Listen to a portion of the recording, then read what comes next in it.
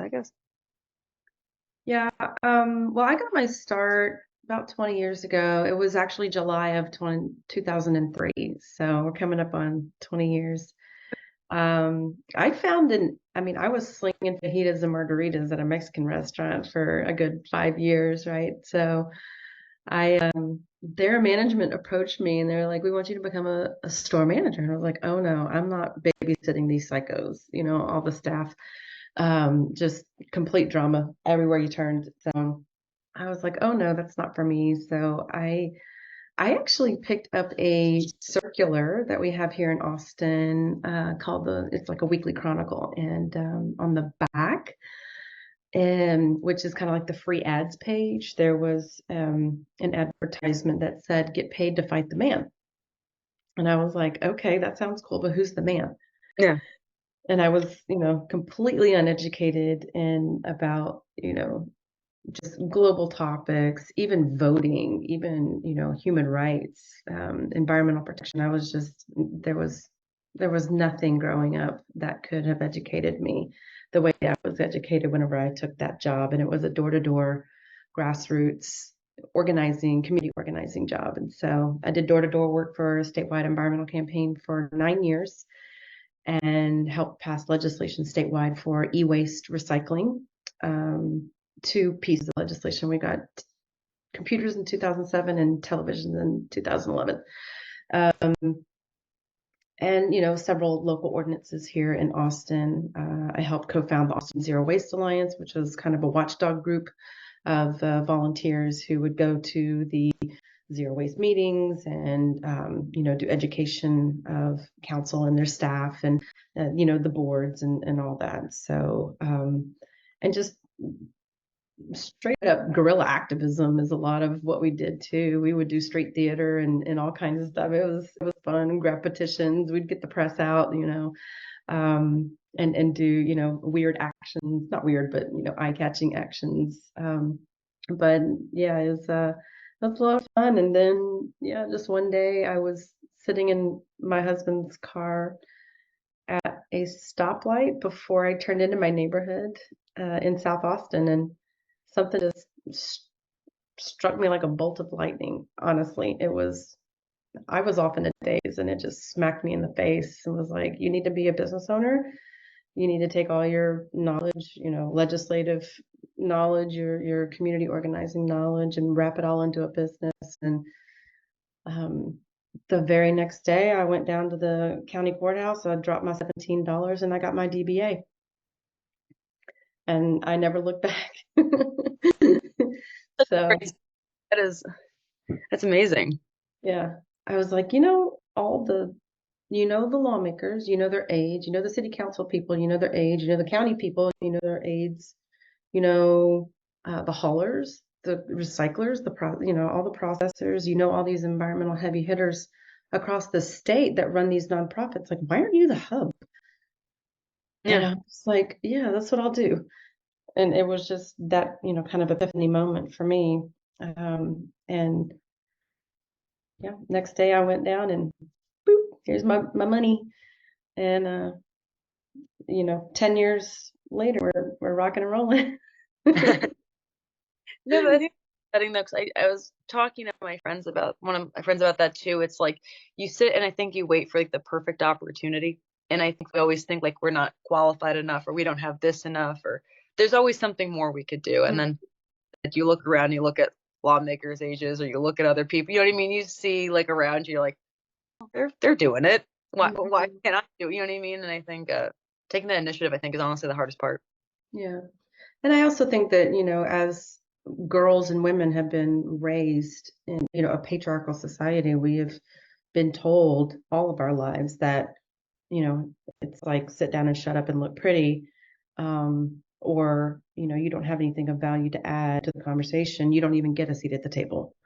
So being in a male dominated industry and being able to lead with passion, compassion, and collaboration is really changing the dynamic around the work that we do.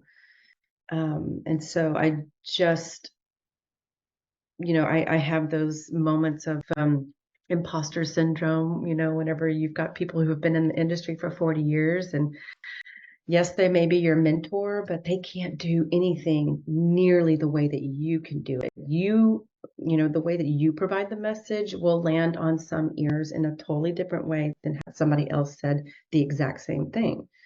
And so I think it takes all of us to keep trumpeting the words and the concepts and the yes, you can do this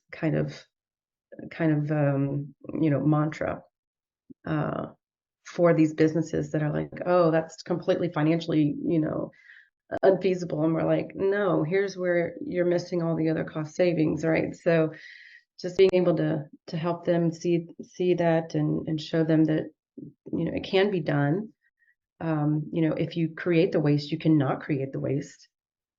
So Yeah, we're let's look further upstream. Let's look downstream. Let's look in between, like what's going on. I think it's funny because the one thing I've noticed too, it's like if someone who's been in recycling, the first thing they'll tell you is first step is let's try not have to make anything to recycle. Recycling should be the last resort. Yeah. And I think, which is so odd, I think usually other industries are like, they kind of want you to force you to make it. It's like, no, we want recycling to be not on your top priority. Right. We want it to be every other. Have you seen the hierarchy? Yeah, 8 hours at this point. Yeah. Not just There's three. 9 R's. Why are you focused on one? Yeah. But I think that just comes with the change of perception. And a lot of times businesses will relate to the words coming from um, a certain type of person, and I think other businesses respond to those same words coming from a different type of person. It's just all about perception and what kind of value you can bring, and if those desires, needs, wants, and values align, that's where you're going to find that sweet spot of collaboration where you can move personal ego out of the way for the good of the whole. And that's you have to kind of like wiggle into that spot sometimes. Yeah, because I think also too that's important. It's like I feel like you want to be passionate about what you do, and like be the passion desires. I think that's what keeps you going at a certain capacity. Because I know, especially working in this industry, it probably wasn't easy, and many times people I don't sometimes see the value in it, and it's like you have to keep on like pushing and pushing. And I think Right. value and that collaboration, I think, you know, keeps you going, Yeah. and everywhere. So no, 100% is no. It's interesting though. It's a definitely kind of a reverse supply chain than what I'm used to too. Like I feel like it's almost like entirely flipped, Yeah. uh, which makes total sense, right? So than it was before, which is exciting as well. So I'm enjoying it a lot, and yeah. So it's like, where do you see in the next like 10 years the recycling industry going? Like, do you see more like opportunities for like closed loop things like with Terracycle what they're doing? Do you see more like I guess investments in municipality recycling? Like, where do you see um I mean, I think it's admirable what the Loop program that TerraCycle has put forward. It is a business model that is replicable, and I think businesses are the larger guys are really getting behind it. Um, I I feel that in order to have a fully realized concept of circularity, it has to be on those who are building, not on those who are just deconstructing or demolishing, right? So it's not just me throwing this thing away. The thing that I threw away needs to be made of recycled material yeah. upstream. And if I'm a municipality and we're building a whole new city recreation center, why are we doing all new materials? Why are we not, busting down that, this historic building that is dilapidated, right? Why are we not salvaging some of the parts that we can find where we can tell a green marketing story around it? If you look at Austin City Hall, they redesigned and rebuilt it, 70% reclaimed material. And that's a big thing is unless municipalities and county governments, state governments that have these huge contracts with builders, developers, and even companies that manufacture and design, it's in the innovation and design phase that we're going to have the most impact. Because once the consumer product comes down to the customer on our store shelves at eye level, in Yeah. 1 foot radius, we don't have control over how the product was designed, how it was manufactured, what materials were used.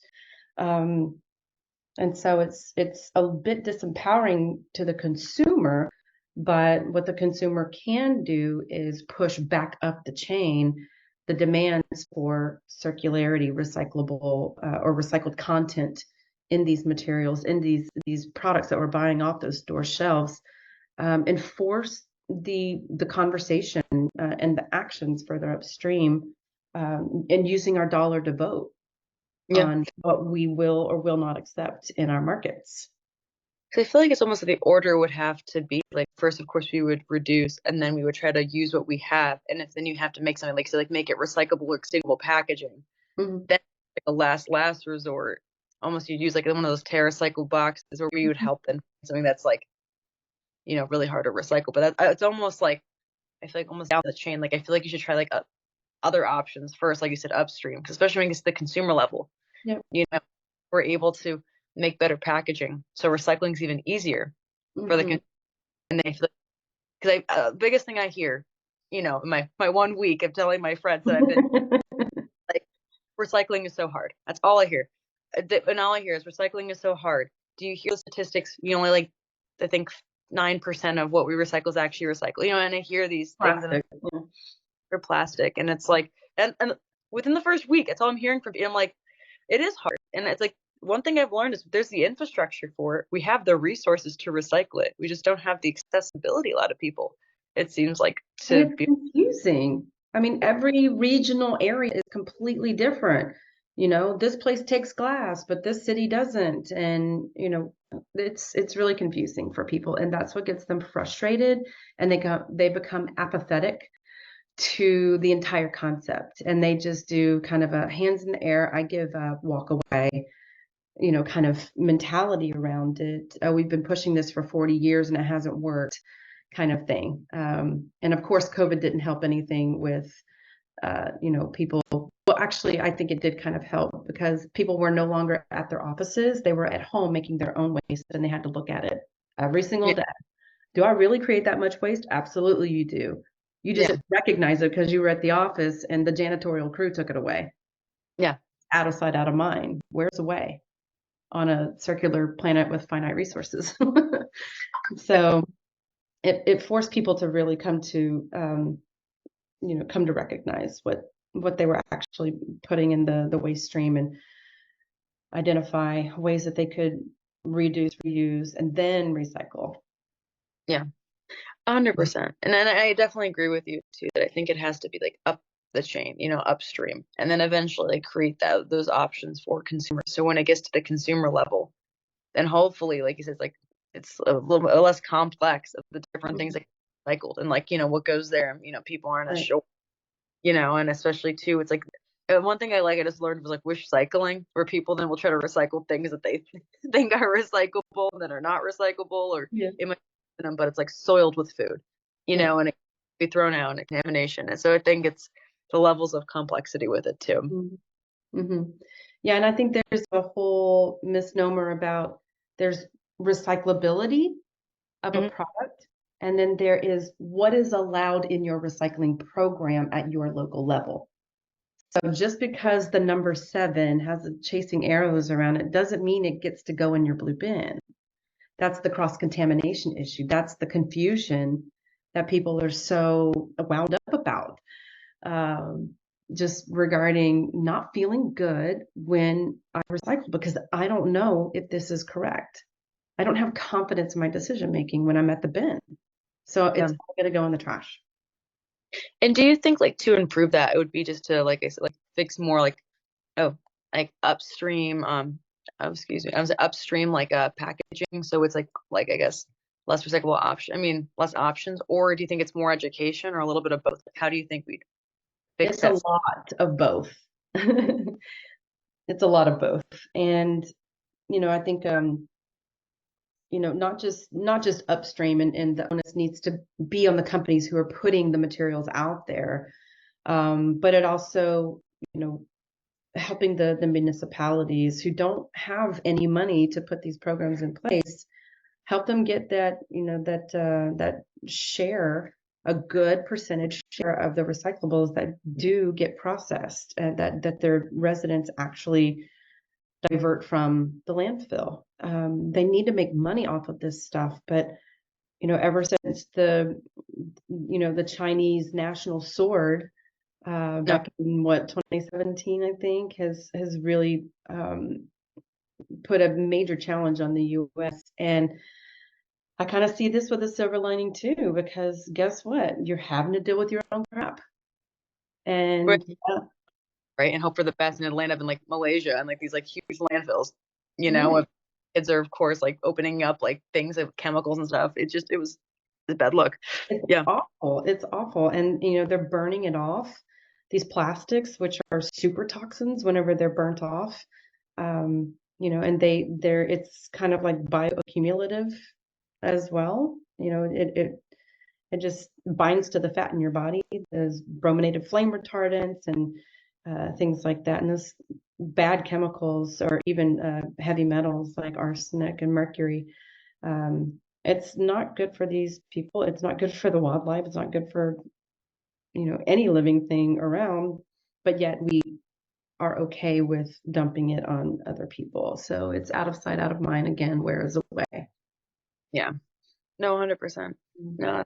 And so I mean, hopefully, like this is gonna pressure Americans, even if they don't care about the environment or whatever. Well, they don't want to smell the landfills. They don't want to see the junk. They don't want to see the crap. And It's then the NIMBY mentality, right? Not in my backyard. Uh, exactly, they'll just pile it somewhere else. It's like there's only so many places you could pile it without yeah, yeah, exactly. But also, the federal government is, there's legislation working through the process right now, and through not only the Green New Deal, but there's the Zero Waste Economic Act that was, I think, reintroduced by Representative Ilhan Omar, up in Minnesota. And that is something that we can use as a driver for economic growth, is to keep our materials local instead of dumping them overseas, and really bring remanufacturing jobs back to the US and stabilize our economy, stabilize local economies, keeping everything hyper local focused, in a small region, so that people can uh, work in the remanufacturing industry, the reuse industry, the repair industry. Um, but yeah, I do think that it all goes back to who's producing what and how and with what intentions. yeah.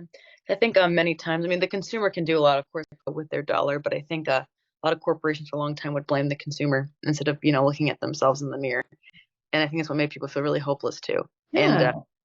you How know, that's such gaslighting right there. Like, oh, we're gonna make all the plastics, but we're gonna blame you for putting it in a landfill. and you can recycle it, and it's like, well, depending on where you are, you can or you cannot. Depending on where you live, right? Then I think it becomes a systemic issue too, because it's like you have sustainable options, but not everyone can afford those sustainable options, because they're typically higher price and more Right. expensive. So it's like you're gonna blame the consumer, the person who doesn't make enough money to, Hmm. I mean, and that's just, I'm going forever about this, but yeah, no, I agree. And for people who are in a lower income bracket, it's a very much a perpetual system of polluting yourself and your family, because you're having to choose the cheaper quality, right, of materials. You're having to choose the single use items. So there's a lot to be said about blaming the consumer, but it's also about, well, what are you putting on the market for us to purchase at these different income levels, these different brackets? not everybody can afford a bamboo toothbrush. Yeah. And I guess, is it possible, like, would this be a possibility to do like subsidies for like sustainable products or like subsidies for like recycling municipalities where they would get money, more money from getting recycling like that, where it makes it worth their while? Kind of like how the agriculture does that with like different grains and stuff like that for farmers, where they have more incentive. Could there be like an I, incentive? I would think so, because that would take a lot of R&D Okay. to revamp a product with sustainable options instead of what's already been R&D'd and manufactured and put out on the shelf, right? So possibly, I mean, the Inflation Reduction Act that Biden signed into law did a lot regarding sustainability and energy consumption and that kind of thing. But and, a lot of it has been filtered through different agencies and departments, like Department of Energy, or EPA grants, those kinds of things that businesses can go after in order to up their game on their level of sustainability of products that they're putting out to the consumer on the market. Oh, so almost in government to companies to like, I guess, create those products and use like cleaner energy Mm-hmm. versus. Gotcha. Yeah. But again, if we could pass the Green New Deal, it would be very much environment focused, not just about inflation reduction and getting a little slice of the pie to go toward energy conservation or water management and waste reduction, but really focusing the Green New Deal around the job creation that it would promote, and the amount of subsidies or grants or partnerships that with the government that these companies could realize, and even the Zero Waste Act, the Economic Development Act, could be another piece to that. But it's going to take a lot of willpower from voters to say, no, this is how we want to go, and it's going to take a lot of listening from politicians who are in office in powerful positions, who may or may not give a damn. And that's a scary thing. And they, Mhm. say things about, still climate change deniers, or that they think that, I don't know, electric vehicles are not, Mhm. you know what I mean? It's just, so it's a trying time, I think, in some regards, in that regard. So, Totally. I guess my last question, freaks, I didn't realize we were running out of time so quickly. This flew by. Are there any, like, I guess, resources or organizations that you're part of, like recycling organizations or groups, or any suggestions that you have just to maybe learn more about the industry? Or Yeah, I was just elected earlier this week to the board of the State of Texas Alliance for Recycling, which is STAR. You can go to recyclingstar.org. So that's mainly Texas specific, but the U.S. Green Building Council has local chapters all over. And I would say the New Jersey Composting Council. I have a very good friend who's an environmental lawyer who heads up the composting council statewide, who I can introduce you to, since she'll be in Jersey soon. yeah, right? I'll technically be on the Pennsylvania side, but I work in Jersey, so hopefully they'll still let me in. Oh, okay. That might help. um, but also, folks in Pennsylvania too. I guess if you're right there, you can kind of jump whichever way you want to go. But yeah, let me see if I have any PA folks, and I'll get you introduced to Matthew, my friend. Let me see if I got some PA connects. But you can go to the usgbc.org, U.S. Green Building Council, and you can take a look at their events calendar, their chapters, and then locally, I served on the Austin Zero Waste Advisory Commission for 2 years, and that's a city council appointed position. So there's probably something like a boards and commissions type setting in your local city that you can volunteer for, or at least find out when they're happening and go and speak. and Yeah. let them see your face, let them hear your voice, let them, say or understand that I've got expertise in this area. Please use me as a resource, kind of thing. I want to make our city better on X, Y, and Z. And they really do appreciate that when people come forward to lend a hand, to help them in their pursuit of best policy for all the residents and taxpayers. No, absolutely. Because I feel like, especially on a local level, I mean, I imagine because it's so different recycling in each local level, there probably is different organizations, like smaller ones. So, no, that's good to know, though. And they usually have, some activist groups out there if you're into that kind of thing, who are like watchdogging on environmental issues, progression or backsliding, or good policies, bad policies. I would look at the statewide environmental, um, boards, and see what else they've got going on at a state level. Even county No, might the county might have something going on too. But find out who your new city council member is going to be. Find out who your new county commissioner is going to be. Your new state rep and senator, federal. Get all that in, squared away, and just start making those inroads with them so that they understand, your deep passion for these issues, your expertise, where you're working now, what you'll be doing, and how they can call upon you for any input. gotcha. So even if, like, let's say they have like an Earth Day thing or something, and they have like different events like that, they could probably call like different environmentalists within the area to come speak on Mm-hmm. if have their oh, kind Or of like pub. they might want Terracycle to sponsor. And Tom will be happy. Yeah. It's Awesome. there's all kinds of ways that you can make those connections with people, but yeah, and unless they know that you're moving in and you're Yeah. just a phone call away, then they're not gonna know that they can call upon you. So I would definitely, one of the first things after you get settled in is start making the political connections, because this is all political, all of it. And so it's really about,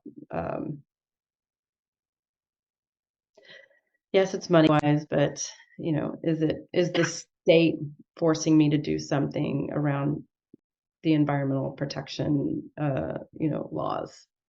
Well, if not, why not? Let's get the state to make some bold action on, and be that lobby voice, for the citizens' rights, and uh, help Some reduce pollution. local lobbyist almost. I mean, like to your, Yeah. 'cause it is all political, Mhm. unfortunately.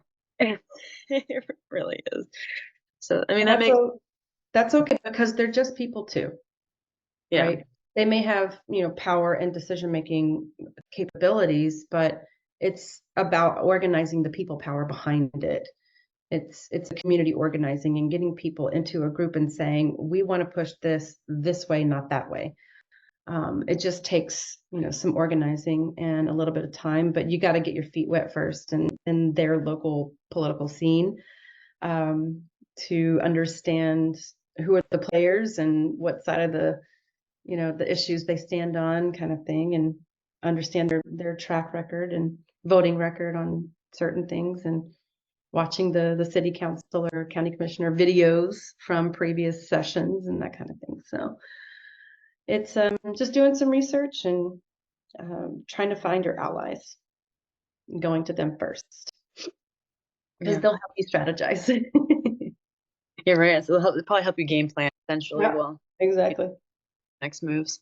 No, awesome. I wrote this all down. Okay. No, I really appreciate it. At least it's a good starting point to at least Yeah, start researching and figure my way, especially as I'm in a new county. I'll be able to kind of explore and like do totally. more. So, well, thank you. And again, sorry about being a little bit Absolutely. late, but That's I okay. really enjoyed our conversation and thanks